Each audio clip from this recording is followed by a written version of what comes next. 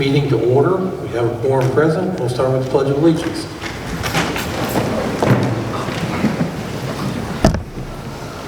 I pledge allegiance to the flag of the United States of America and to the republic for which it stands, one nation, under God, indivisible, with liberty and justice for all. Okay, thank you all for coming tonight. With that, we will entertain a motion to adopt the agenda and approve the consent calendar. I'd like to remove 2B2. Planning and Zoning Board of Adjustment, Dave Lindley. And I would also like to remove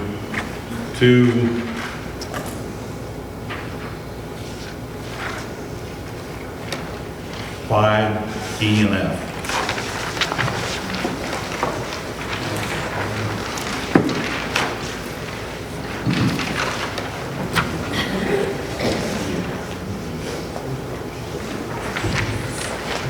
Okay, that is under planning and zoning. Number 2, item B. Is that, you want to take all of item 2, B2 off, and items E and F under 5.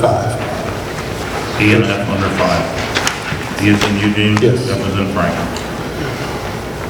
Okay, with that, can I get a motion to approve the rest of the consent calendar? I'll make a motion. Second. Okay, we have a motion by Alderman Long, second by Alderman Peter. Call the roll, please, whenever you're ready. Waz, Yes. Bryant, Yep. Peter, Yes. Dooner. Yes. Huffman. Yes. Okay, motion carries, thank you. Are we good? Okay, that'll bring us to item B2. Alderman Peter. Okay. The reason I pulled this off is because the city's been struggling for quite some time to get members to attend these meetings. Some of these meetings are extremely important. I know just on the planning and zoning meetings, Harold is the alderman that's supposed to be there. He hasn't attended them in quite some time. If they don't have a quorum, everybody that shows up turns around and goes back home right after they announce that they don't have a quorum. We need to do something about it, not only for that one, but the aldermen that take these positions should acknowledge the fact that they need to attend these meetings, one, and they're very important. The citizens that belong to these boards as well also need to attend the meetings. The one that's for approval tonight, Vicki does a great job when she's there, but I think she's only made 6 or 7 meetings in the last 2 years. In June of 23, the board acknowledged the fact that they had to do a policy for attendance, and if they didn't attend the meetings, there had to be action taken to where they couldn't be on the board no more. Then they had to change it because the person that was involved into that missed so many meetings that they had to change the ordinance to protect them. I feel that this is of extreme importance. The people need to attend these meetings. It's not just P&Z, it's every board that they have. They need people to attend. They need new people. I'm encouraging people to get involved, be on these boards, send in an application. I know they have a form here in the city. I think Carla has the application for that. Am I right, Carla? Sure. I think it's on our website as well. Okay. So they go to the website. I guess they could fill it out online or whatever. But I think people need to get involved. You know, I can remember attending my first meetings in 2006, and the crowd was the reporter. That was it. There was nobody else there. It went on like that for years, unless there was something important to come up, like pit bulls and landlords. Those are the 2 biggest ones that draw people to the boards. I want people to get involved, and I know that a lot of people watch Daryl's video, so this is a way just to get it out there to the people. If you want to get involved into the workings of the city, I know so many people want to know what's going on, with what's coming in, what's not coming in. Be involved in the planning and zoning board. That's a prime example. You can be firsthand and see what's going on. They need to do that. The historic preservation, I think one of these is for that. They just need to do something to try to get people involved and to get people to attend these meetings. And if they're not attending the meetings, replace them. We have an ordinance for that. I'm not exactly sure how it's rewritten, but I know we have something in the books on that. So if anybody wants to get involved, I guess they just go online and hunt this thing down and see what they can do, get involved into it. I would like to just remind all of our aldermen, if you could make sure you speak, bring the microphones close enough to you to have Alderman Bryant hear you at home, or at home at his hotel. That would be helpful. Yes, thank you. Okay, can I get a motion? I make a motion to approve 2B2. Okay. Second. Thank you. We have a motion, Alderman Dieter, second by Alderman Dooner. And this would be to approve under 2 items A and B. Is that correct? Right. All right. Any discussion? Call the roll, please. Peter? Yes. Junior? Yes. Horner, Huffman? Yes. Laws? Yes. Bryant? Yes. Motion carries. Thank you. Item E, 5E. This parcel of real estate is, well, the one adjoining this parcel of real estate. Can you bring the microphone up or you're speaking into it, please? This parcel of real estate has always been a question since day one.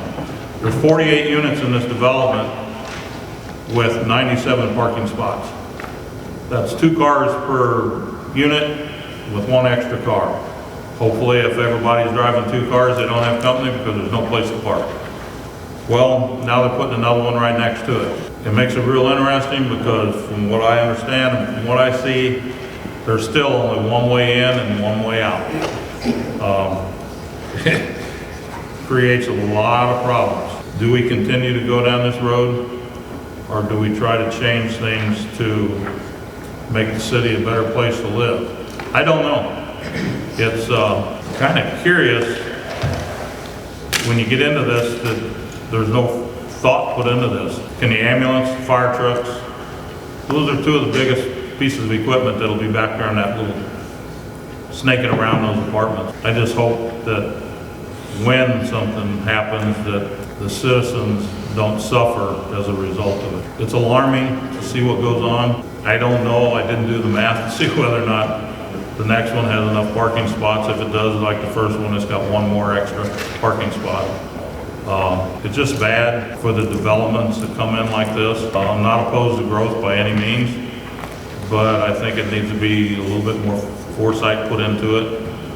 I understand, you know, when people own property, we can't tell them who they can and cannot sell it to, but at the same token, there has to be some control. Which brings up partially to the P&Z board because they don't have no clout no more. It needs to change. They need to be able to have some authority for the community, for the safety and well-being of the citizens of Troy. I do want to make sure that from just a planning and zoning perspective, part of the city's site plan review is to make sure that the fire department does have a chance to review and approve any issues about turning radiuses and access that they may have, access concerns that they may have to the site, or access to water, hydrants, et cetera. So we do want to make sure that people recognize that that is something that we do address, or we do give the fire district the opportunity to address. Okay. Have they looked at this and approved it? Well, they get involved. Okay. They've made some changes to the site plan so that they could have better access for their vehicles. With that being said, when the roundabout before it opened up on Cherry Street, I contacted the businesses there to ask them what their initial thoughts were. And they said it's a little late for our initial thoughts because the process had already been completed. I think the fire department was the first one to take out all the posts in the middle of the roundabout because they couldn't get through. Well, this isn't Cherry Street. This is- I understand, I'm just That was saying, Cochran Engineering. This Well, is- that's not a true statement either, so. Dave and his crew do a fantastic job at, what their process does include reviewing this and including the fire department into that review process, so. Well, Mr. Collier's here and he can verify this, but on the first phase, the City of Troy approved the site plan, and the fire district went back and had the entrance elevated. They overruled us. So they definitely stick their nose in on commercial industrial projects. and they should. And you'll have you already got your permit through the fire district, or? No, we haven't received the permit yet, but I will say on the first phase, the fire marshal made us adjust the entrance. And then beyond that, before he would give occupancy, Steve Mosier came out with the fire truck, their ladder truck, and drove it around the entire property, to make sure it would make all the turn radiuses. Was that with or without cars being present? That would have been before cars were present. Yeah, because that definitely makes a difference. Okay, can I get a motion on item E? I'll make that motion to approve 5E.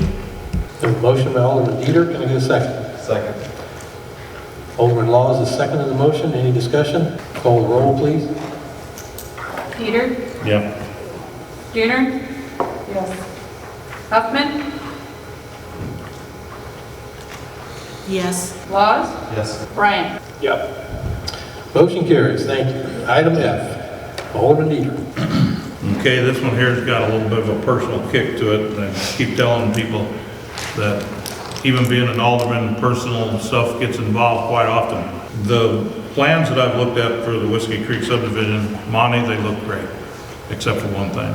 I like the bigger lots, I like the nicer homes, I think you guys will do an excellent job.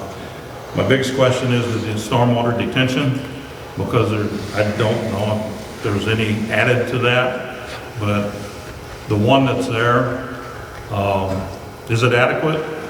Am I an engineer? No, I'm not. I do not know exactly. What I do know is living there for 24 years, I had a knock on my door one night during a real heavy rainstorm, and it was a guy that lives right across the field from that. Literally, that stormwater detention basin that's there is in his backyard, or next to his backyard. And I went up to look at it because he told me, he said, water's running over the stormwater detention basin. I don't know what to tell you, whether you should stay or evacuate your home. Because if this thing breaks, we don't know what's going to happen. I walked up there, I stood on the levee of that detention basin, and water was running over about 6 inches deep, running over the top of that detention basin and running down into the creek behind my house. When I first moved in there, I could step from one bank to the middle of the creek to the other side of the bank, never miss a stride. Now, it's probably 6 feet deep, 12 feet wide at a minimum, and that's directly behind my house. And that was after all the rains that we've been having. Now, when they talk about the city doing stuff on private property, let me reiterate this for the people. For the newspaper, for this right here. Yes, the city did do that. They redid that in my backyard. Not because it was me. I was just a citizen in Troy at the time. I wasn't an elected official. But the city chose to do that because the developer had backfilled the creek, moved the creek, and Mother Nature was taking it back. And has. They have taken it back. That's one of my biggest questions about this, is the stormwater infrastructure. Stormwater to me is a personal issue. It always has been, it always will be. It's one of the reasons I ran for alderman in 2006 was stormwater.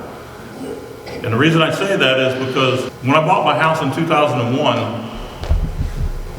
I thought I'd moved into a really nice subdivision, and I still do to this day. I love my home, I really do.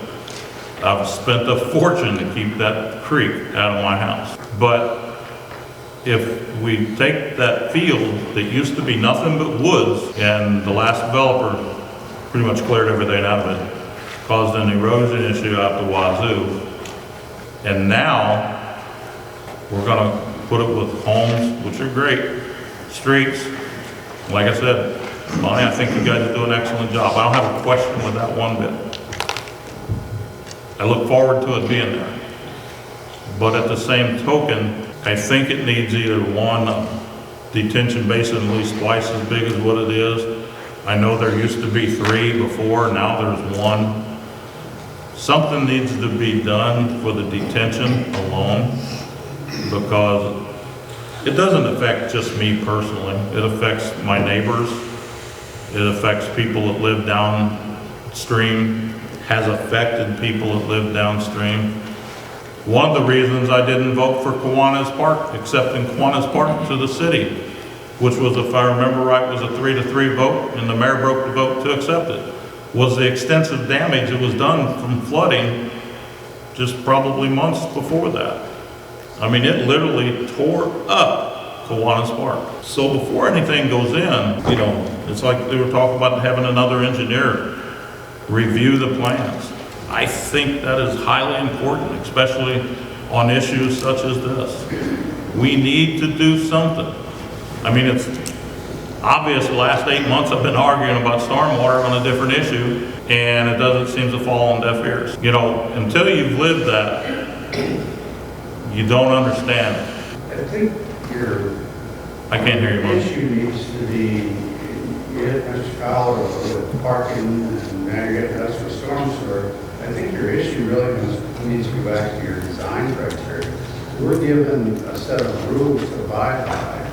Mr. Fowler, within your zoning regulations, there's a parking spot regulation that you guys have given to us. There are storm sewer guidelines that we designed to. So to bark at us as builders, developers, I think you're barking at the wrong place. If you're concerned about those items, I think you need to go back to your design criteria. And if your design criteria changes, we'll change to fit the design criteria. But if you come and bark at us, I think you're barking at the wrong person. Because we have presented plans to the board, to your all authority, and it's up to you guys to check it. If you don't have an engineer, I think you need to get an engineer. I assume someone checks the stuff that we turn in. We're used to regulations, and we don't mind abiding by it, but we need to know what to abide by. So, you know, we pay a lot of money in engineering fees. If the system doesn't work, then the design didn't work. But they're designing whatever your criteria is. Storm sewer is a problem. I will admit to it. And you can design it, you can design it, you can design it, and then you get weather like we get in today's world. It is very unpredictable. And I don't know that you can design some of this weather we get tonight.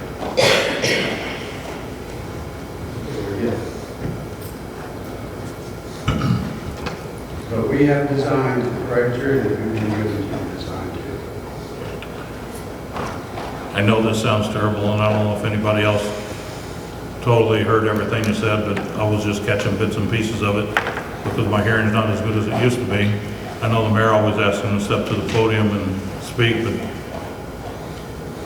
here's a microphone and it ain't gonna reach. So we're in the meeting portion where the board interacts here. This, you know, public comment come after that. So you've addressed this issue. Can you make a motion on it so the board can take action, please? Well, when I make a motion on it, it's approved, if I make a motion to approve. So this is the question I'm having. Do we approve it? Okay. Like I said, I don't have a problem with the development. Okay. I just got a problem with the rainfall that comes down that creek. In order for the board to do business, though, you have to follow the rules of order. So make the motion, whatever that motion is, and then the board can take the steps according to what dictated by your motion. So Monty asked a good question, which is, when they submit their site plan to us, we have no one except for Dave, correct, that says, and the planning and zoning and that says that this is correct. We don't have an engineer. Is that correct? So then is this something that can be tabled until we can get our engineer on call and have them look at it so that we actually have someone who can do this to the criteria that it needs to be done to?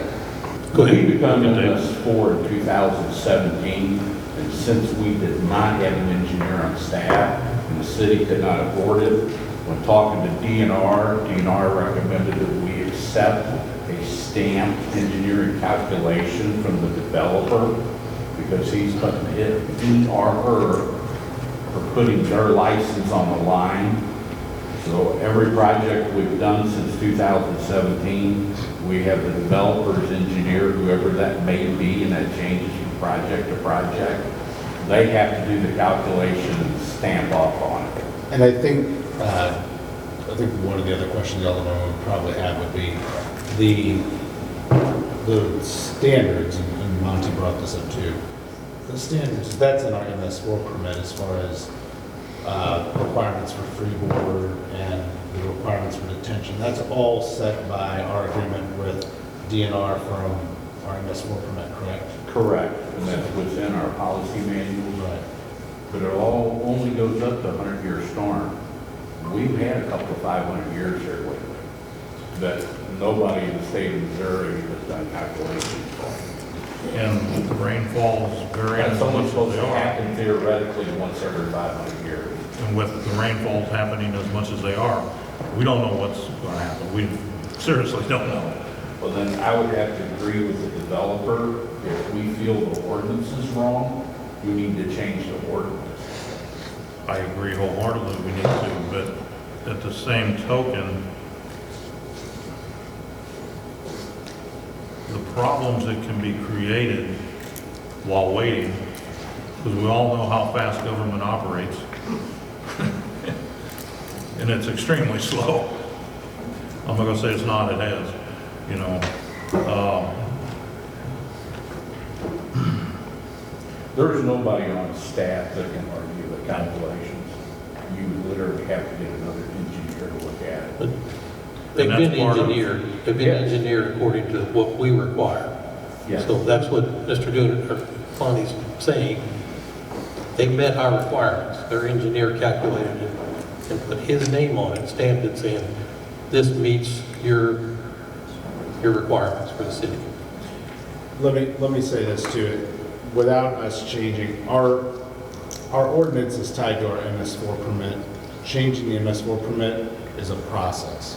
It's not just going out and having an amendment next week, next month.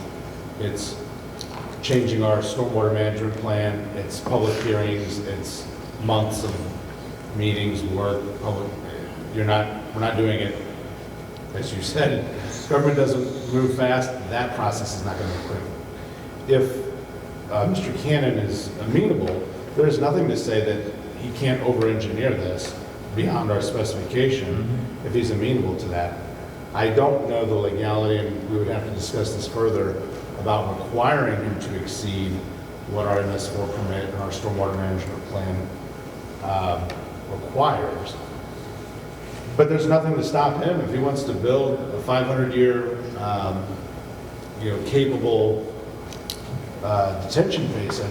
There's nothing to stop him from doing that. If he wants to change the outflow structures to meter out the water from that detention basin into Huntington Creek or Buchanan Creek, I'm sorry, so that the outflows do not increase the water velocity or the water capacity in that creek. He can do that, but I don't know how we could require him selectively without changing our stormwater management plan, which would take some time. So maybe this is a discussion we could have with Mr. Cannon. I don't know how much more that would take for his engineer to either lower that freeboard down, if that's just making it deeper. Sometimes it's just changing the orifice size, outfall structure, so the water goes out slower. It's a combination of all those things, however they're designing it. So we can certainly have that conversation with Mr. Cannon. I don't know how amenable he is to doing that, but holding him to a higher standard would be a time-consuming process, for certain. you know, We certainly can push this off and require us to incur the cost of having another engineer review it. But if another engineer that we hire concurs with that engineer's calculations, we don't really have much to abide by. We don't really have much to say other than, to Dave's point, those specifications are in our stormwater management plan. And those specifications, those best practices, rainfall amounts have been coming harder and faster in shorter periods of time than most cities' stormwater management plans unfortunately prepare for. And that's a problem all over the country and has been for some time. I don't know when everybody's going to catch up with that. They just really haven't yet. So do you know, as far as when you're engineering, do they engineer with the state to the intake of the water at that culvert to say if the culvert can handle all of the water that's going to come from that property? I don't know that I can give you all that detail, but I think the 100-year flood plan or flood event is what they designed to. If you go to the 500-year flood design criteria, it was substantially more. I'm asking about the culvert on Highway J. Excuse me? I'm asking about the culvert on Highway J from Cannon Creek that the water will flow into, and when it floods, it's not big enough. So I want to know if your engineering firm Ms. takes Doonan, that into account. Their engineer wouldn't have figured Highway J. It would be just their project. So it wouldn't flow down to where it's going to connect and affect all downhill. They would take the calculations of the flow of the detention basin going into the creek. But not anybody Not downhill. down to Highway J. That's state. So what they would do is they would take the project area and they would take what is expected current runoff to be that would go into those runoff areas, the collectors that go into Buchanan Creek, which maybe makes its way down to Highway J. It wouldn't necessarily take in the entire watershed that goes to Highway J, but what they would do is they would calculate the impact of Mr. Cannon's development, and they would calculate the collection of that water into a detention area and then meter it out of that detention area into the creek in a manner that is consistent, which would be the natural release of that water if there was no development. So if that water was just soaking into the ground or sheeting off of that development into the creek, they would calculate what that would be, the impact on Buchanan Creek. The detention, the plan would be they would build that. Once it's piped through the stormwater system there into this detention basin, as the detention basin fills up into the outfall structure and then comes down into the creek, the idea is that speed in which that water is coming out of the detention basin would not affect a rise in that creek marketably beyond a level which,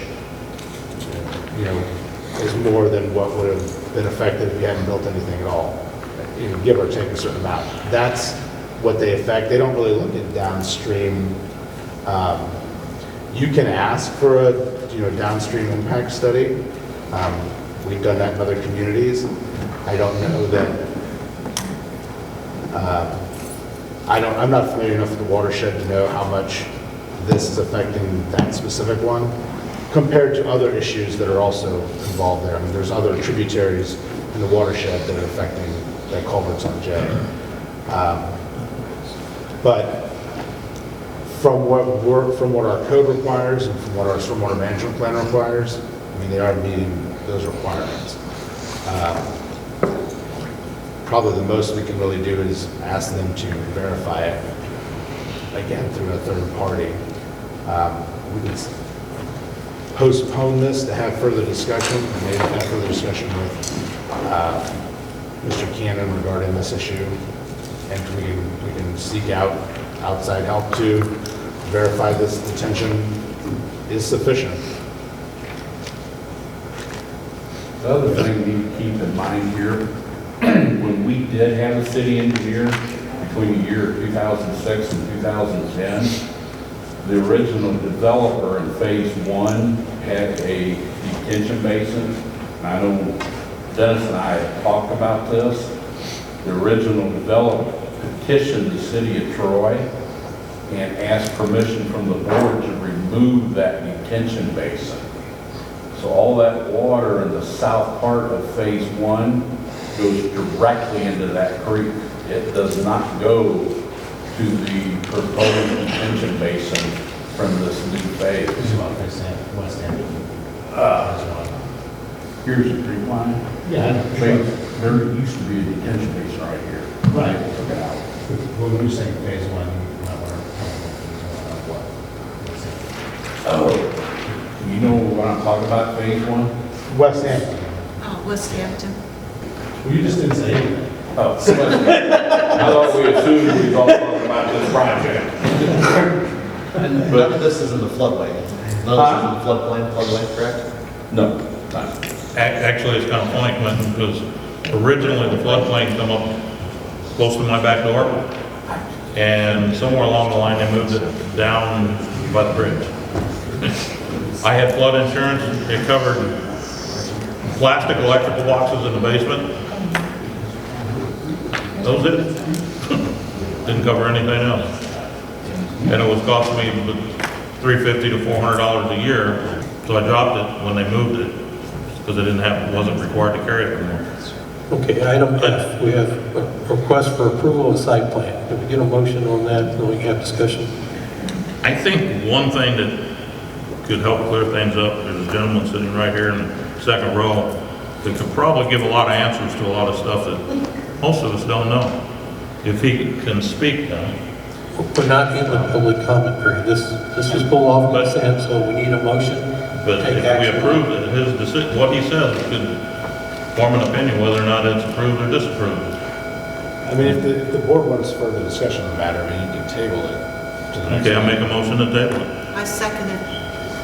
Okay, we have a motion by Alderman Dieter, a second by Alderman Huffman to table item F. Can we get a time frame on tabling? Can I say something? Is it fair to us to not allow this when we've met your criteria? If you're wanting to change criteria, then it shouldn't affect what we're doing tonight.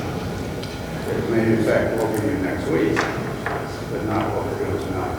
That's We've correct. done what you've asked us to do on this particular platform. Well, yes, you have, and I appreciate that, and I think that's good, but I think there are also other people that have to be considered here, and I think you would be willing to work with us, wouldn't you? To see if we could come to a solution here to where you would be able to do what you want to do, and that we make sure that we protect the people that might be affected by any water. Have you addressed the fact that the subdivision that's talking about doesn't have any detention basins at all? Have you dealt upstream of your worry about? Is there detention up there?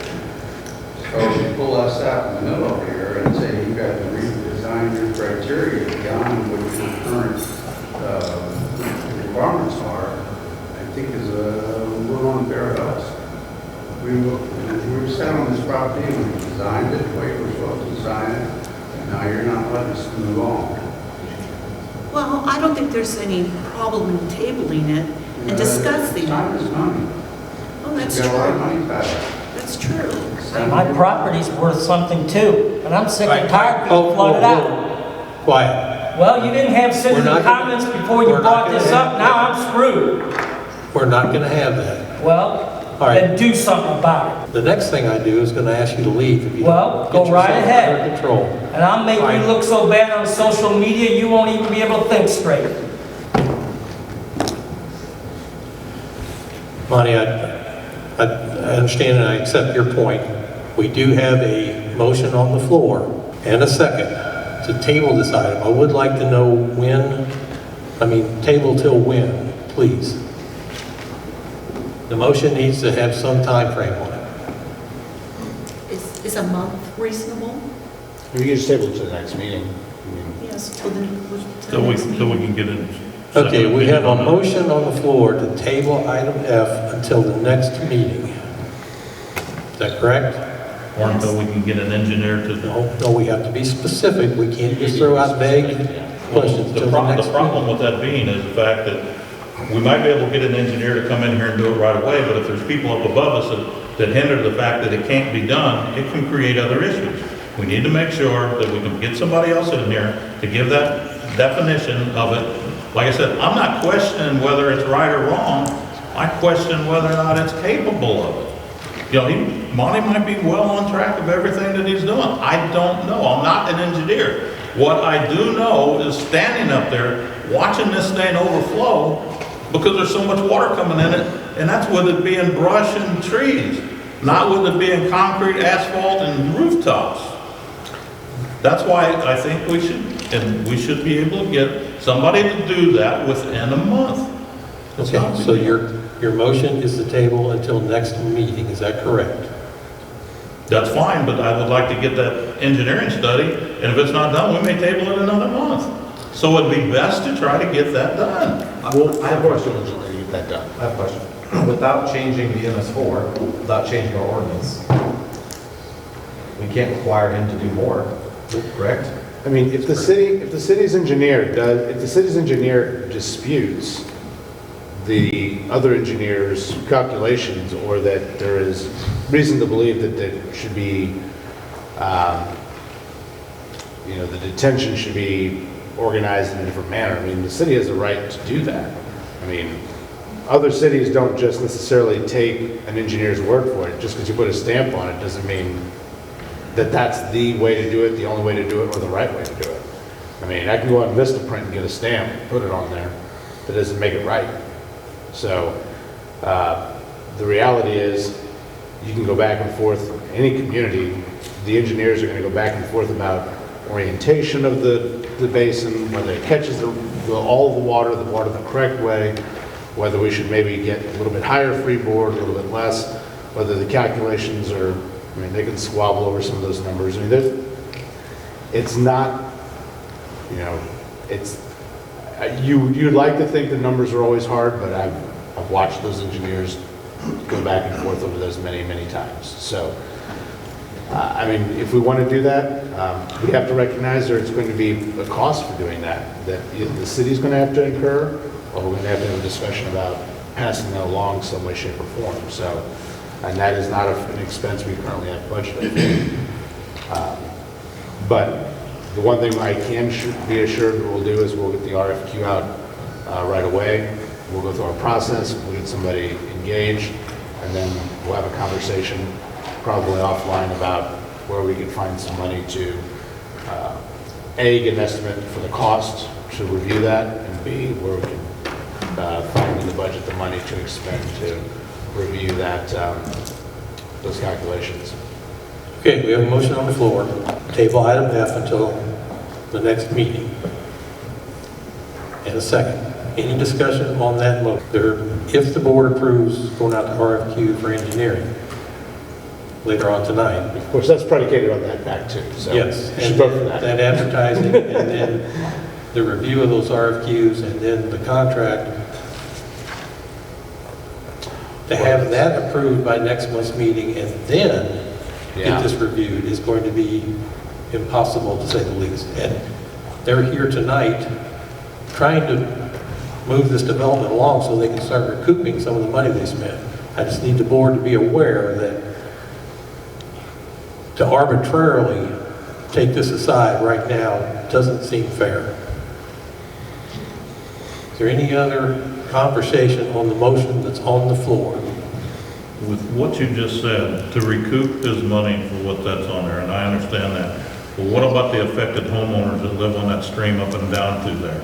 All the years that you was an alderman, that you should have understood that a tremendous amount of people that live on Oak Forest Drive were facing flood issues, basement issues, because the stormwater was infiltrating into the sewer system and backing into their homes. And to this day, the city has not found out why. They just put this rocket-looking thing in the guy's backyard to try to appease them and stop this water from happening.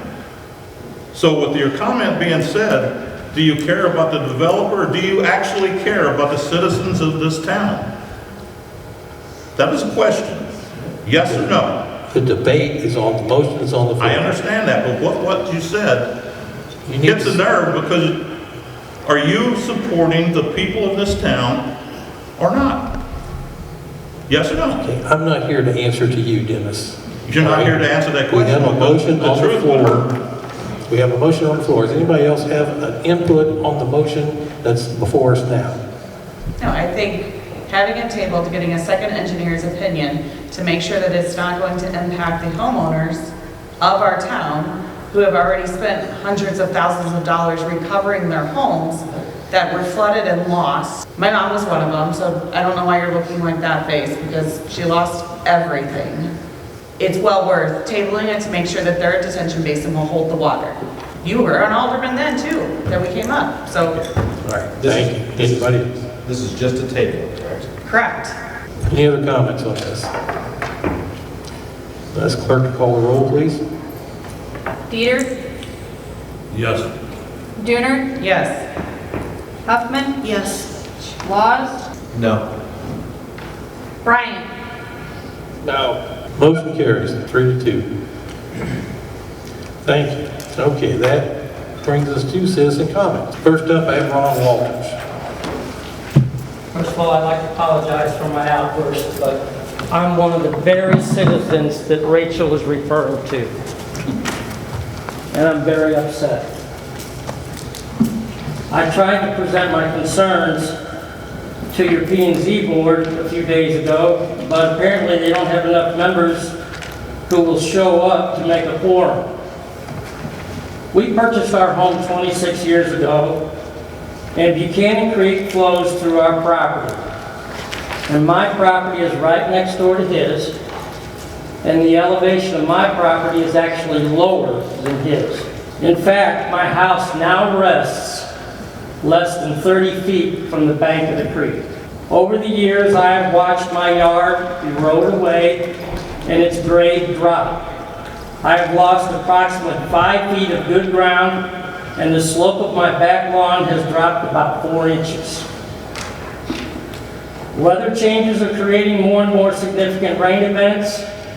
I've watched this stream rise quicker and flow faster as the years have transpired. And it no longer takes a torrential downpour to create these situations. Normal rainfall can create a fast change in the stream. I've seen it. I also attribute these events to the developments that the P&Z and this board have approved along this water basin over the years. I have been before the Board of Aldermen countless times over these years, expressing concern over the infrastructure along Buchanan Creek. My main concern is over the inadequately sized culverts on Huntington Drive and Highway J, which causes water to back up. At one time, they were sufficient, but they're not anymore. I have seen changes take place over the years that warrants my concern over these culverts.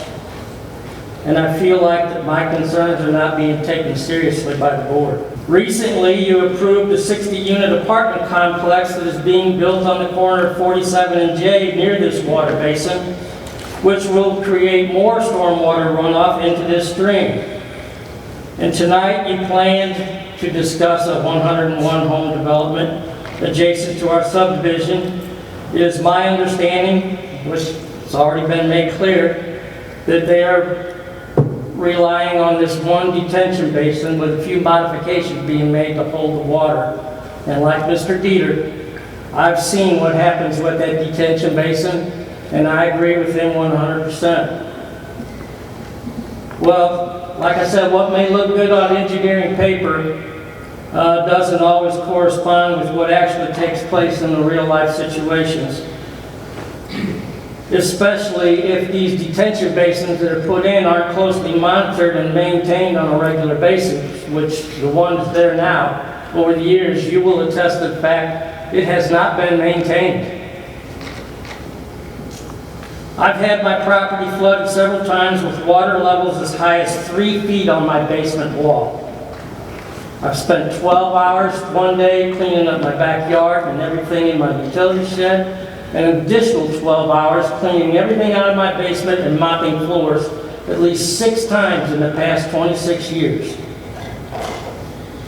I'm not opposed to new development and growth. What I do oppose is how decisions are sometimes rushed through without intensive research.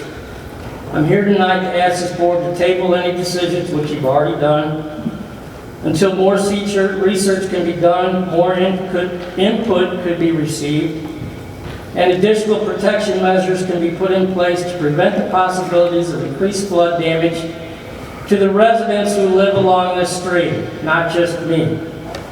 To me, based on what I've experienced, one detention basin in this development is not going to be enough.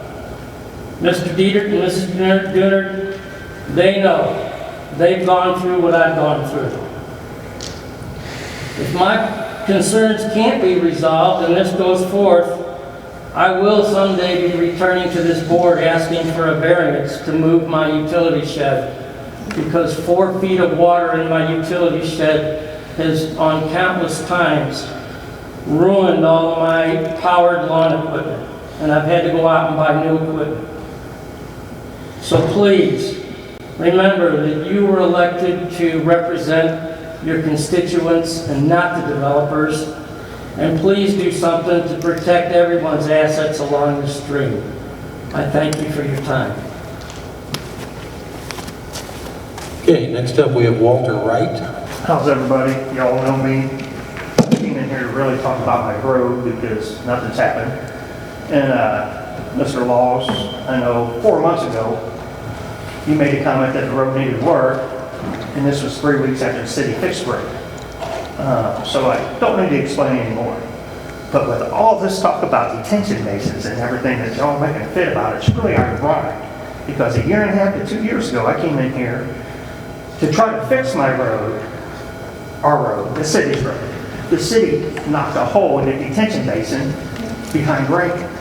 Now, Dave, I know, and you got Marie on count, so you got plenty of people here that know what's going on. But it's against regulations to let surface water run into a detention basin that wasn't designed for it, isn't it? Correct. Correct. I said that two years ago, I told you, still hasn't been fixed. City still has it. You have somebody on staff that can tell you this, and now you're punishing them because they're doing everything right? That just doesn't make any sense. I get everybody's point about the flooding, but y'all can't sit there and tell other people what they're doing when they hire engineers and everything to do it correctly when you blatantly go out there. I would say break the law by knocking a hole inside of it, being told that what you did is wrong and nothing's done about it. Which doesn't surprise me because everybody here knows that when you were dumping illegally out there by me, I came in and told you, gave you the chance to fix it, and the city decided, or the mayor, the head of the works department, to push it all into the woods. And I was told by an alderman to do what I think I should do, which I called Dan Alderman. I talked to them before that meeting, gave the city the opportunity to do what's right, and it did. So when y'all get to be thinking about why businesses and stuff don't come into this town, I think it's pretty self-explanatory. Thank you. Okay, next up we have Jerry Kaiser. Hey, good evening. I have a copy, I'll give it to Carla here, of what I was going to discuss tonight. My name is Jerry Kaiser. I live at 1051 Huntington Drive. Everybody hear me? Okay. My property borders a new subdivision on the southeast corner next to their lots proposed 18 and 19. My concerns are the same that I presented to the board here in 2001. I lived at the property since 1997, built a house there. In January of 2001, I presented to the Board of Aldermen about the stormwater problems. Concerns that about erosion control and stormwater that Helmut Weber was proposing for the site. Concerns is still the stormwater that goes into Buchanan Creek. Legally, it drains that way to the north into the creek. What we're going to do with the detention for that stormwater. The Troy City ordinances that were adopted back in April of 2001 states in Article 1, 5.8, no discharge can exceed the pre-existing conditions of a land use before development. Pre-existing conditions for this land use was woodland and grassland. I know because there's a nice woods, oak hickory behind my house, used to be before it was clear. I do have some experience in calculating peak runoff, and I'm curious to know what the engineer's figures are, if they're close to what I had calculated. Back in 2006, I ran through the calculations for the runoff curve numbers for this site for pre-existing conditions for woodlands and meadows. And for this 46 acres, based on a 10-year, 5-inch rain in 24 hours, the runoff is 70 cubic feet per second. There's 7.5 gallons in the cubic feet, so picture this. Did you say 5-inch rain in 24 hours? 5-inch rain in 24 hours. That's what the city ordinance is, what I read in Article 4.41 is designed on, a 10-year storm event, 5 inches of rain in 24 hours. When I ran through the figures for this new development, when you figure in the concrete, the compacted soils, the homes, the runoff is going to increase to 165 cubic feet per second. With this new development, the curve numbers go up quite substantially on that. So what you're going to do with this 95 cubic feet per second of stormwater runoff that's going to occur, how are you going to detain that? Back in 2006 and 7, Helmut Wimmer cleared the site and installed 4 basins. There was one as you come in from West Hampton Woods. There was one right there along the road, one along the creek, and the big one that you have proposed now in the northeast corner. There's also a small one behind my property on the southeast corner that took care of some erosion control and runoff for lots 17, 18, and 19. So my questions for the board and the developer is, what's the proposed plan since you only have one detention basin? How big is that detention basin going to be? What is the release rate for that detention basin? If you're eliminating the basin behind my house, where's that water going for lots 17, 18, and 19? According to your stormwater ordinances, all detention basins need to stay in place during construction phase. So there was 4 out there, a lot of them has filled in, grown up in trees, and needs maintenance. And who's going to maintain those once the subdivision is developed? Troy's stormwater ordinance, and you already touched on this, states Article 3.1.3 that city engineers or an engineer needs to approve the stormwater plan before issuing any permits. When will this plan be available, and is that going to be open for review to the public? So my concerns are for the increased runoff that can affect all property. You already mentioned some of the neighbors had concerns with the runoff and the flooding. You know, I have a walkout basement behind my house. I don't want to see any additional increase in runoff. So the question's been brought up that needs to be answered before these concerns need to be addressed. The city has to need to enforce these stormwater ordinances. They were put in 2001. And it's not just this development, but it is development within the whole watershed that drains through Buchanan Creek. There's over 370 acres draining, goes all the way out to Wingate, comes down through Whitty, comes across from Mort Tractor, all that drains down through, all the way to Cottonwood Lane under J. You know, there's quite a few acres draining there. And so you have to take care of this, because if you don't, we know what the conditions are now. It's only going to get worse if we don't detain this runoff water to pre-existing conditions. So that's my comment. Thank you for your time. And hopefully some of these questions can be answered. Okay, thank you. So that concludes citizen comments for this evening. Brings us to unfinished business. Bill number 1431, ordinance providing for a change in zoning classification of parcel number 149031-000-010.000 and parcel number 149031-000-011.001 from C3 Highway Commercial District to C1 Central Business District and authorizing a change in the zoning map for the city of Troy, Missouri. I'll read that the second time.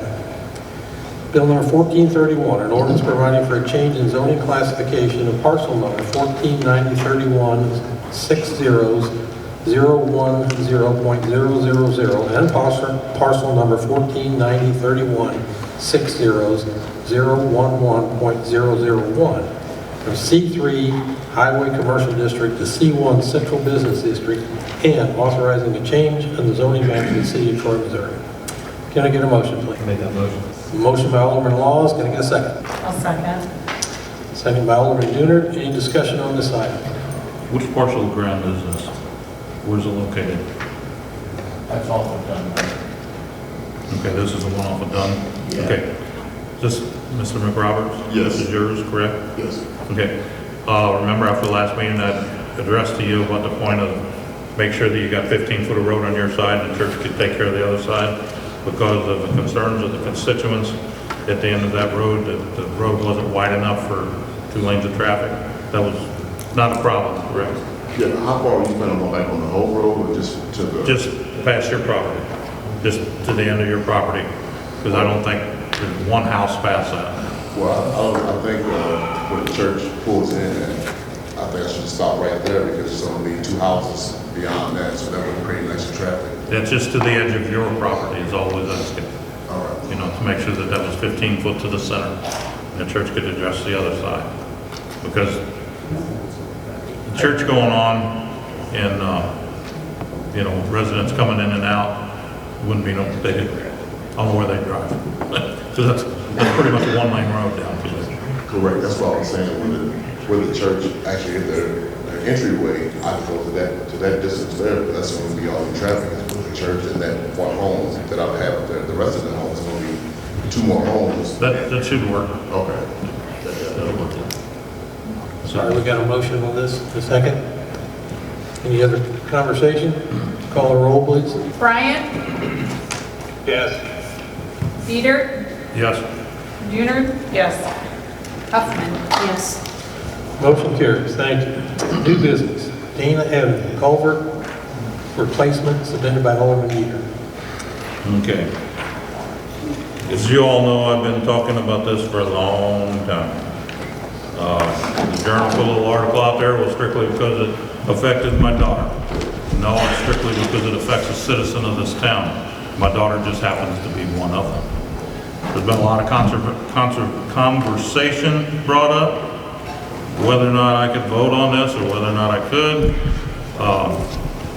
Mr. Sinclair, this was something we had this discussion right before, and it's, you find this not illegal for me to vote on this, correct?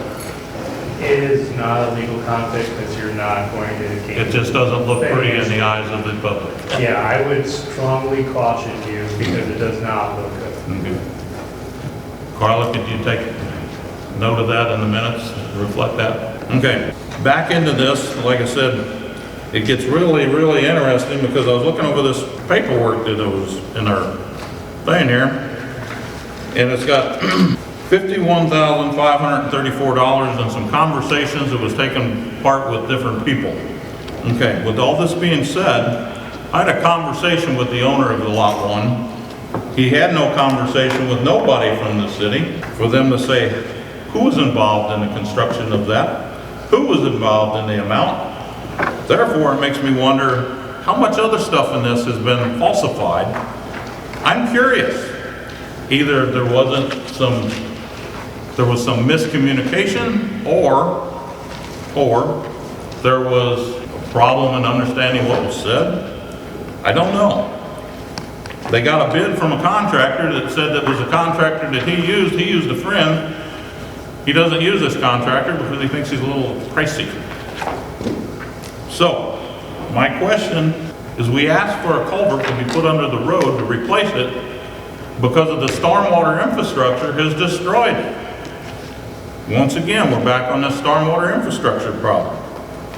The stormwater infrastructure for this particular culvert runs from the top of the hill by the little swimming pool there, from Judy Lane, to the top of the hill from Huntington Drive, from the top of the hill by Flynn Well Drilling, to the Lutheran Church, to the property behind the Lutheran Church, to Winan Park, which they have had numerous problems over the years.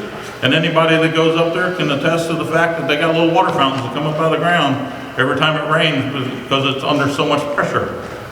The board has approved to fix that years and years ago, and it failed miserably. There's no detention basins nowhere on any of this. It runs down the street, from High Street back west, it runs through it. There's approximately 40 acres of runoff that runs into this 24-inch culvert that I asked about to get replaced, and the city says they can't do it because it's a private street. Well, if it's a private street, my question is, why are you destroying my private property? Or not my private property, but the citizens that live there. Why would the city destroy their property? Because they want to use their property for the infrastructure, their stormwater infrastructure? Who okayed the plans for the Lutheran Church? Who okayed the plans for all of that top part from Huntington Drive? Who approved the plans for McCoy Blossom Funeral Home? Who approved the plans for the Christian Church? The pipe that runs out from underneath the culvert from the Christian Church is approximately 36 inches.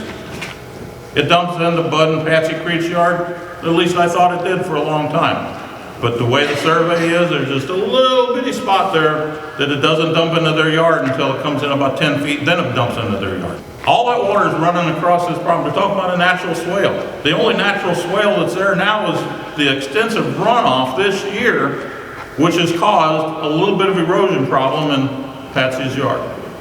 It isn't until it gets through part of that property that Bud would probably put up a concrete thing there to funnel the water so it wouldn't take a shed. And now I've brought this up, and I know this is going on for 8, 9, 10 months now, that I brought this up about this stormwater runoff.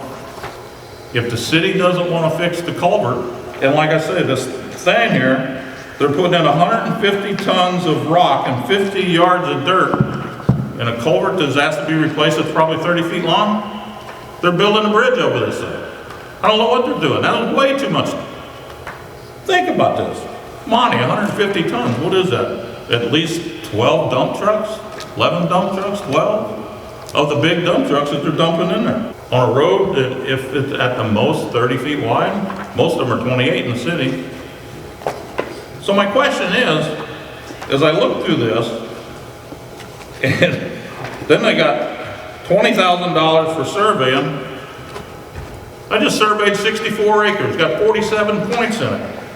Took the surveyor a year to do it. The cost was $14,800. And they got $20,000 for this and the acquisition of an easement. If the people sign the thing for this easement, how much money is that going to cost? The recording. It's not that expensive. But, like I said, from the very beginning, I felt this was a personal issue. I've been attacked in numerous ways, and, you know, we can't spend money because my daughter lives on that street. Well, think about this for the citizens of Troy. There's 6 of us up here on this board that represent the city of Troy. 6, not 7, but 6. Those 6 people, if they eliminate that they cannot vote on anything that may reflect to a citizen because they're remotely related or directly related, this board's worthless. Half of the city we're probably related to some way, some shape, some form. Do we just ignore the citizens? What do we do? Like I said, the look at the figures here is just crazy because they're talking about stuff that was never brought up. They're talking about a cost that's just astronomical from a contractor that supposedly had a conversation with the gentleman that was doing work on his own personal property, but that same gentleman, and I talked to him at 10 after 4 this afternoon, had not a clue what we were talking about. So it makes me wonder why we got this $51,000 to outsource to replace the culvert. We got a public works department. I'm quite sure that they have replaced culverts around this city, streets and everything else. They just replaced 2 streets. One down there at the Hamptons and one up here at States Drive. I don't think they spent $20,000 on both of those repairs. And it's a lot of concrete. They can take this culvert out and replace the whole thing with concrete and save lots of money. We buy all this equipment for the public works, but they can't do it. We have to outsource it? Or is the outsourcing of this just to elevate the cost to make it look like we're wasting the taxpayers' money? I've been on this board for a long time.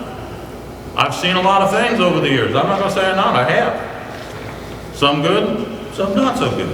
But I would like to see them replace this culvert because it's a safety issue. You know, it's went out once and it strands people. Now granted, it's only 2 homes. But I ask anybody out there, if your family member lived on one of those 2 homes, the fire department or the ambulance could not get to them to possibly save their life, what do? You don't vote for this? You don't accept the fact? You just say, well, that costs too much money? Because, like I said, these costs are elevated to no end. If you're going to turn your back on the citizens of Troy, it brings up an interesting point. If any of us turn our backs on the citizens of Troy, we probably don't need to be up here. And like I said, I've been criticized because my daughter lives on that street. It has nothing to do with my daughter. I fought for stormwater infrastructure all over this town in the last 18 years, however long it's been. And the city says it can't do anything because it's private property. I think it was in 2004, somewhere around that area, because I moved into my house in 2001. All the neighbors were fighting over trying to get the city to fix this stream, Buchanan Creek, behind their houses because it was wrong. And they couldn't figure out why. One night, I will never forget it because the kids had some friends over for the night, had a heck of a rainstorm. I woke up the next morning, looked out the kitchen window, and I couldn't see past the kitchen window because there was a tree plastered up against the window that had fell from the erosion from the creek bank. When that went outside to investigate to see how much damage was done to my house, luckily it was the top of the tree and it didn't hurt nothing. It didn't even hurt the screen, luckily. But all that water that eroded brought out an interesting point. When the developer built the house, they had a silt fence by the creek. Mother Nature brought it back to the surface. Here it was, it washed away all this bank, washed away enough to move the trees, but it left the silt fence. It was brought to the Board of Aldermen. The Board of Aldermen agreed to fix the creek. They worked on that creek for quite some time, spending the taxpayers' money on private property, as they put it, because it was the right thing to do. It had nothing to do with anything else. You know, like Ron said, he's my neighbor. You know, you don't know what it's like to have the rain coming down and the creek coming up, what used to be a little ditch. You know, I've got videos on my phone that can show you 3 foot of water right outside my basement door. I've spent thousands of dollars to protect it. So far, I've been successful. Maybe someday I won't, I don't know. But we have to take this stormwater infrastructure seriously. And if the city's going to use this infrastructure, and it's like my daughter said, if you don't want to replace the culvert for a few $1,000s, move your stormwater infrastructure off of their private property that you are so hell-bent in it being private. And when we look for the designation of some of these streets to be allocated into the city, be dedicated to the city, I go back into this a little bit farther. Just hang on, Ron, don't interrupt me, I'm not done. So, anyway, go back into this just a tad bit farther, and there is a note here in this month's agenda, this month's paperwork. Records requested, the city clerk's office acknowledged and satisfied 4 record requests for the month of July in accordance with the Missouri Sunshine Law, Chapter 610 RS Missouri. I asked for a request of 5 streets that were dedicated to the city months ago. Months ago. I finally got a response, because one of the streets I asked about, which I find extremely humorous, was 2nd Street. Now, the only dedication for 2nd Street was from Monroe South. So, from Monroe North, has it ever been dedicated? Now, I've asked months ago for the information on that. I never received any information other than that one little snippet that I got out of 5 streets. So it makes me wonder, like I've said many times in the past, the records aren't that good. They're not. Like I said, I've been on this board since 2006, and there's been lots of problems, lots. So I asked the board to approve this, and like I said, I don't know where they come up with 150 foot of culvert, because the road ain't even 30 feet wide. This is what they come up with. With all that being said, I will make a motion to approve it to fix the culvert on Dana Avenue. Okay, we have a motion, and we get a second. We'll have lots of discussion time. We really need a motion and a second, according to the rules.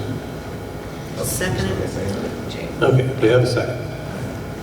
Go right ahead. So, even if we wanted to, I don't think we can go with this because we don't have bids. This is well over our mandatory bid. Right? So It is, and there's a number of things I'd like to address if I could. I would like to first address the Alderman's point. First, I would like to say, on behalf of the staff, I do not appreciate the insinuation that there's something misconstrued or misrepresented or lied by the staff. If you read very clearly what was articulated in the memo, no one stated that they spoke to the resident. Very clearly states that staff spoke with the contractor on site, where at the residence at 1200 Dana, the contractor gave us the number of how much money was being spent currently on the property that was the culvert that was being replaced at the time that we visited the site. Nobody contacted the resident, nobody claimed to contact the resident. When we went to investigate the site to find out the scope of work that needed to be done, by the way, the 150 linear feet comes from the fact that the entire pipe is deteriorated and failed, which is why the resident took it upon themselves to repair a portion of the pipe. And we decided if we're going to fix the culvert that's underneath the street, we can't complete a failing culvert under the street and leave a collapsing culvert throughout the yard. It's going to create a flooding problem anyway. It has to be, when the entire pipe is failing, is what we're told, we have to obviously see what the cost is of replacing the pipe from the culvert under the street all the way through the yard. That's what the scope of work that was estimated by our staff. That's the scope that was estimated by the contractor, the bid that was given by the contractor. As we've stated before, it's going to cost money because we're going to have a permanent drainage easement designated to the city. If we're going to do this legally, we can say what was done in the past. There's a lot of things that were done in the past. If we're going to go forward and do this, as we've talked about with our city attorney, we have to have both temporary construction easement and permanent drainage easement to operate our stormwater facility on private property in the future. We have no idea what that price is going to be. We did put an estimate in there both for paying the resident for that cost and for surveying and recording an easement. It was a pretty conservative estimate. We put that number in there, and we also assume, because if I was the resident at 1200 Dana, since you're going to replace somebody else's pipe, I would want to get paid back for what I just paid for. So we put that number in there as well. Because he's a taxpayer that we're going to go ahead and fix it for everybody else. He went ahead and fixed it because he assumed it was his own pipe and his own problem. He fixed it. to the tune of about $10,000. We're going to fix everybody else's, but then not pay him back. I'm sure he'll be at the next meeting asking for that money if we do this. So we added that number into the equation.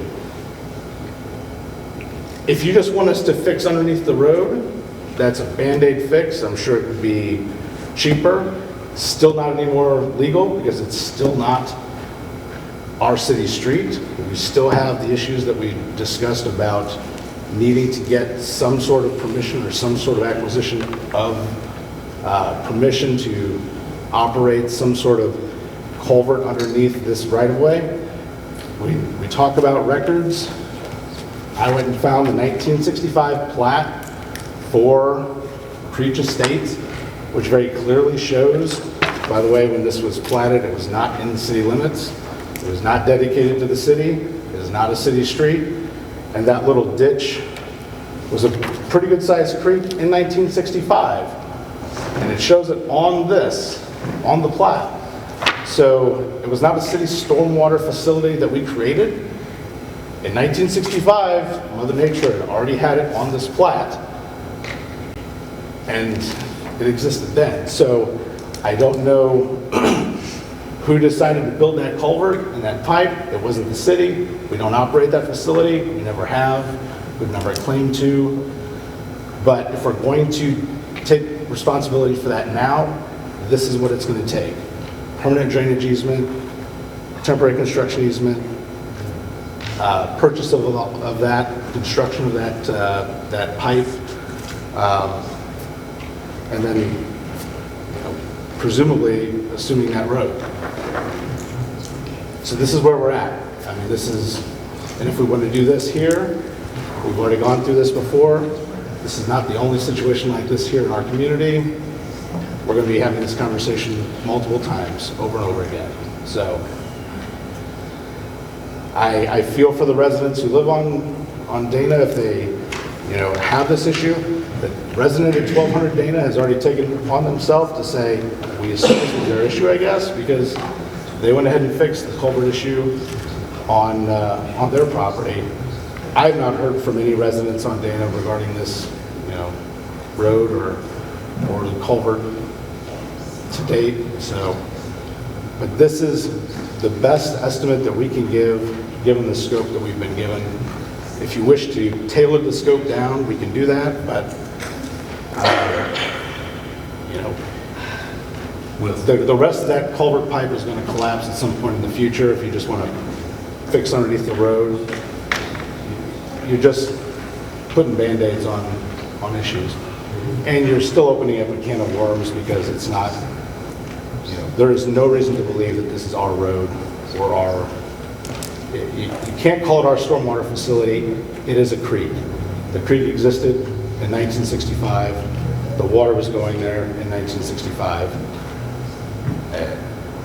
I don't know what else to say about that. Nobody piped it there. Nobody put it there. Can I ask a question? So I live on Dana Avenue. I'm one of the residents who lives on that road. When was First Christian Church built? 60s. McQuarrie Lawson Funeral Home, same? 70s? We don't know. We've got a motion and a second on the floor. This time is really for debate among the aldermen. Is I'm anybody? just curious of all that water that was approved by the city. If it's a private road, you're destroying my property? Okay. And now I'm supposed to spend, what, $70,000 to replace what was damaged by the city's infrastructure? All right, again, this is time for debate by the board. So does anybody else have anything? I'm not done debating. Okay. You brought up this point about not contacting anybody, or nobody contacting them, or whatever. This paragraph right above it said, during the city's research on the matter, the city discovered the resident at 1200 Dana was already in the process of repairing a section of culvert pipe. Staff requested the contractor on site. Once again, I brought this up. He does not use that contractor because, like his exact words was, he's too expensive. No, but it's the contractor that was physically doing the work on the site. But They no, wouldn't ask the guy, how much are we paying for that work? It states that the staff requested the contractor on site give an estimate on replacing the rest of the culvert pipe. Okay. On site, is it a different site that I'm thinking of? And Ron, No, this he is a was doing citizen the out work. here, and you're ignoring her question. No, Dennis, he was physically doing the work, and he said, hey, you're doing work here. How much is the resident paying you to do this? And they're like, no, about 10 grand. And they're like, okay, good to know. Now we're going to do the rest. That's where this is coming from. Okay, but with that being said. And then we asked a different With that being contractor. said, the contractor on site wasn't the contractor that the bid was from, and it leads you to believe that this contractor that the bid was from was a contractor on site, which is not true. Like I said. But does it matter? But does it matter which way? We can get you three. When this is all said and done, we're going to get you bids, multiple bids, right? So this is just an estimate. Whether this is $50,000 or $40,000 or $43,500 or $35,000, we don't know until this is bid. Those residents might want $100,000 for an easement. I've dealt with getting easements from residents. I have no idea, but these are estimates based on property values, on current work being done, and a bid from a contractor that does work in the area. Not a bid, but an estimate. That's what we got as an estimate. Next is a bid. That's what we were asked to provide. Okay. Now, the question in the motion is, will the city take on this project and pay for it? It's not about what it costs right now. It's about either yes or no, are we going to pay for this project? That's the motion that's on the floor with the second. Okay, now with that being said, we're gonna go back just a little bit farther. You allowed Monty to speak during the conversation with his. Now there's a citizen over here, you are denying her the possibility to speak. And why is that? Why? I'm trying to answer the question because there's a motion and a second on the floor at this time. And you asked for our opinion. Let's get the citizens' time. Ask her. In a public meeting, once a motion is made with a second, the debate is among those voting members of the board. That's the time for them to argue their point in order to get the votes lined up the way they want. And if I'm right, Monty was still talking when we made the motion to table it. All I'm asking you is to let the citizens speak. Okay, by all means, speak. That was my question. You know, Okay. if the city's dumping all of this water onto my private property, because that's what it is, it's city infrastructure water now flowing on my property. And it's not just where the culvert runs over the road. Where the culvert comes out by First Christian Church, if you look at it, it literally runs into First Christian Church's yard. Like if there's no ditch right there where it first comes out, which then backflows into my private street, and the gravel comes out. So like there's a much bigger issue at hand, but the fact that I get trapped in my property due to the city not being able to control their stormwater runoff and fix the flow of the water, you know, as a taxpaying citizen, it's pretty discouraging and sad just because I have to pay for the city's consequences to not take care of their stormwater. Okay, thank you. There are no subdivisions that drain into that. We had our staff review that, the park and that church. The drain field that continued to drain since the 60s is the same. We have not had an additional. Okay. So where's the water coming from? Same place it has since the 60s. Which is? 50. Avery Park through that church. Not Avery Park, what's, Wine Park, thank you. Okay, any other board member have a comment, a thought on this before we call the roll? Okay, we have a motion and a second to approve the city replacing the culvert on Dana. I'm confused with how we can vote on that completely, because we don't have any. Yeah, there's just a random guess, basically. We came up with numbers, that was what we were asked to do. We have a contractor look at it, he gave a price. We talked to the guys that were replacing part of it, they estimated what that individual had paid. That pipe is connected from one side of Dana, from the north side of Dana. It's one pipe that goes all the way down behind those, between the houses and down to the highway. So there was no way to just stop because you're gonna have to attach to pipe that's already deteriorated. So the estimate was to get easements and go all the way down, and then the person that had already paid to replace it, we had to assume that they would ask for reimbursement if we were gonna pay for the rest of it. We don't know any of this for facts, but we came up with numbers the best we could for an estimate of what it might cost. The decision is the city going to pay for it or not? Do you want to go down this road and repair this culvert pipe? Is it possible to table it and get more information? Would you like to find, we can do some research provided to the board about where the water is coming from. I know that that's a constant conversation about the quantity and where the watershed is that's contributing to the water that's going into that creek, if that would help. But there's continual conversation that the city's actions or just actions in the past have exacerbated the problems along this creek. The research that was provided by our building department did not lead me to believe that, but I mean, I can provide that to you. So if you'd like to see from our research, kind of where the water is coming from and how much, be happy to show you guys that, provide it to you.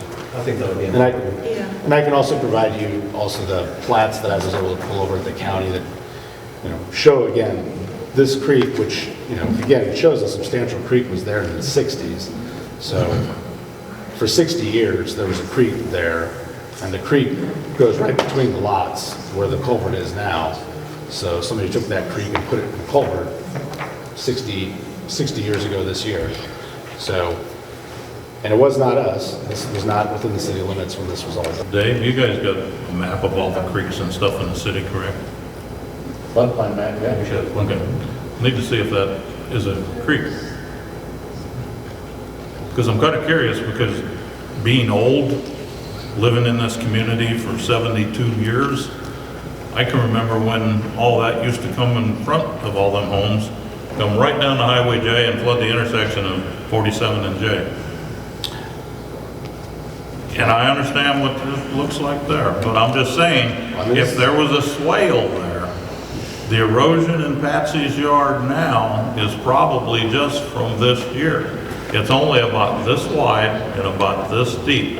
Now, you say that was 60 years ago. Well, it says 1965. Yeah. Okay. That's the stamp. 1965, 45 and 25 is what? What's that? 45 and 6, that's 70 years ago. Okay, I've lived in the house that I've lived in right now. I know, but 1965, yeah. I lived in That the was house. still 60 years ago. I live in the house I lived in right now for 24 and a half years. And the beauty of it is the ditch behind my house, which is a creek, has went from this deep to this deep. It's went from this wide to that wide. Now, you would think if that was a creek, since 1965,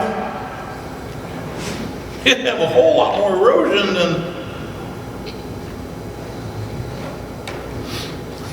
just the thought. It was big enough in 1965 to be on an engineered plat, is all my point is, so. Because like I said, being old and being a kid back in those days, I remember playing in that water. So I know there's a table on the floor, or a motion. Okay, sorry. You know what I mean.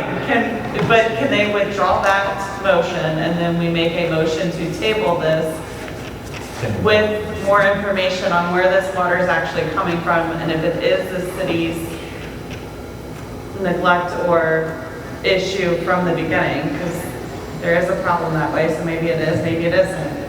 But can we table it until we figure that part out of life? Sure.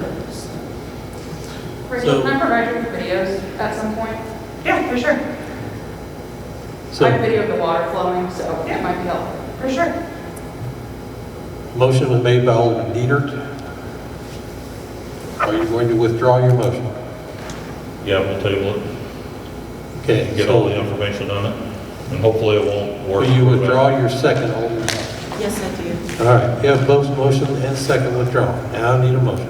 I make a motion that we table it for further investigation and information from the city staff. I'll second that. Okay, we have a motion by Alderman Laws, a second by Alderman Dooner, to table this item. Any conversation on it? If not, please call the roll. Is this to withdraw? I'm sorry? Oh, he played a good withdrawal. What are we motioning to? I'm sorry, I can't hear. I'm sorry. So it was a motion to table this item until we get more information. They withdrew the motion to approve, and now it's a table. Okay, Got it? okay. Thank you. You're welcome. Call the roll, please. All right, Claus, Yes. Bryant, Yes. Dieter, Yeah. Dooner, Yes. Huffman. Yes. Motion carries. Thank you. Item B, Bill number 1433, an ordinance of the City of Troy, Missouri to establish a procedure to disclose potential conflicts of interest and substantial interest for certain municipal officials. Second reading, Bill number 1433, an ordinance of the City of Troy, Missouri to establish a procedure to disclose potential conflicts of interest and substantial interest for certain municipal officials. Can I get a motion, please? I make the motion. A motion by Alderman Laws, I'll second. second by Alderwoman Dooner. It's a standard procedure, we do this every year. Any conversation, questions on it? Yeah, I was going through this, where is 1433 located at in our book? Because I'm looking at 1431 and 1433 is not behind it. Unless, It's under Carlos. It's in with Carlos. Administrative. Yeah, the administrative report. I can't think of it. But it's right here.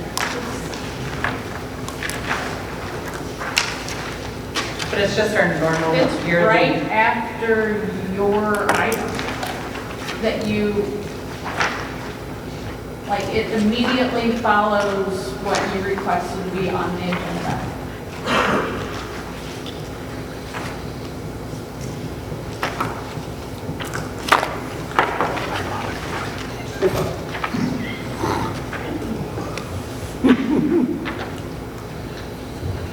anybody get a duplicate? Here, you want to borrow mine? Here you go. You have mine.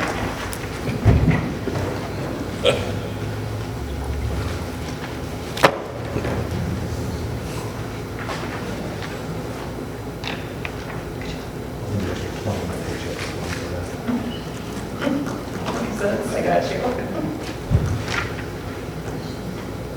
Okay. Okay, having no discussion, I'll ask clerk to call the roll, please. Laws, Yes. Bryant, Yes. Dieter, Yes. Dooner, Yes. Huffman. Yes. Motion carries, thank you. Item C, bill number 1434, an ordinance levying and establishing the rate of annual taxation for the fiscal year 2025 on all real estate and personal property within the city of Troy, Lincoln County, Missouri, and providing for the extension of said taxes on the books of the collector of the county clerk of Lincoln County, Missouri. Second reading, Bill 1434, an ordinance levying and establishing the rate of annual taxation for the fiscal year 2025 on all real estate and personal property within the city of Troy, Lincoln County, Missouri, and providing for the extension of said taxes on the books of the collector of the county clerk of Lincoln County, Missouri. Can I get a motion, please? I'll make a motion. Okay, we have a motion by Alderwoman Dooner, Second. second by Alderman Laws. Any questions? This is to keep it at the current rate it is now. Yes, this is just a formality. It doesn't change. This is a reassessment year, and next year would be the time when it would change. Call the roll, please. Dooner, Yes. Horner, or Huffman, Yes. Laws, Yes. Bryant, Yes. Dieter. Yes. Motion carries. Thank you. Bill number 1435, an ordinance authorizing the mayor to enter into a cost apportionment agreement with the Missouri Highways and Transportation Commission for the South 3rd Street Improvements Agreement Number 2025-08-87922. Second reading, Bill 1435, an ordinance authorizing the mayor to enter into a cost apportionment agreement with the Missouri Highways and Transportation Commission for the South 3rd Street Improvement Agreement Number 2025-08-87922. Chair will entertain a motion on item D. I'll make that motion. I'll second. Motion by Alderman Laws, second by Alderwoman Dooner to approve item D. Any discussion? I think in the past, we've had this discussion that anytime we do anything like this, city administrator should be involved. So to change it from the mayor to enter into a cost of agreement should say the mayor and the city administrator. I mean, the mayor is still the chief executive of the city, so it really doesn't matter who signs the agreement. I mean, he's authorized to do it. If the board approves the agreement and you have the agreement, it will be signed.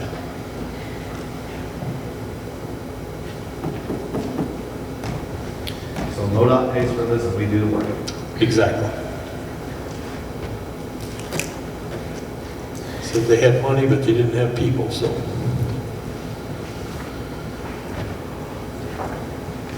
I'm not sure, but and just for a point of reference too, in some cases they do, and especially with the state, they do require the chief elected official also to be the one that signs.